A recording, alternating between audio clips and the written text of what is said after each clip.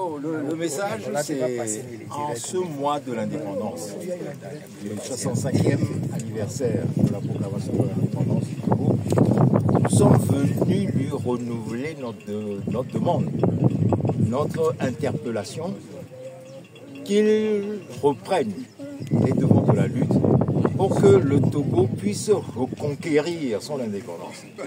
Parce que l'indépendance qu'il avait acquise en dirigeant la lutte des nationalistes en 1958, lors du référendum, lors des élections législatives tenant lieu de référendum sur l'indépendance nationale, et qu'il a proclamé le 27 avril 1962 ans après, cette indépendance-là, elle a été assassinée à travers lui.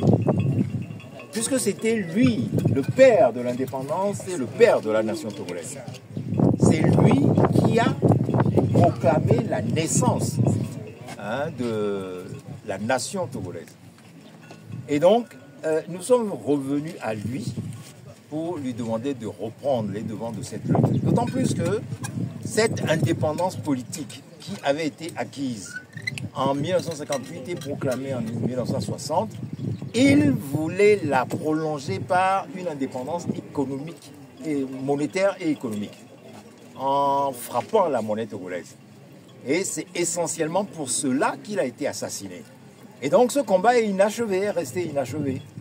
Et depuis qu'il a été ainsi mortellement frappé, vilipendé, honni, puisque, comme vous le savez, lors de son assassinat, on lui a coupé les veines du poignet après l'avoir copieusement mitraillé et on lui a planté un coup de baïonnette dans la cuisse gauche. Et ça, c'est Yadema qui l'a dit, que c'est ce qu'il faisait en Algérie pour voir si ses victimes étaient bel et bien mortes. Eh bien, donc, cette indépendance qu'il n'a pas pu parachever, ben, il faut que les conditions soient réunies pour que ce qu'il voulait faire du Togo, c'est-à-dire doter le Togo, notre pays, de tous ses attributs de souveraineté nationale, non seulement le drapeau, l'hymne, les armoiries et autres, mais également la monnaie qui est le symbole de la souveraineté au plan économique. Et donc, cela, ça reste à faire. Mais pour que cela puisse se faire, il faut que lui, il revienne au pays. Et la première condition pour qu'il revienne au Togo, pour que ces restes mortels puissent revenir au Togo, c'est que ceux qui sont au pouvoir aujourd'hui le quittent d'abord.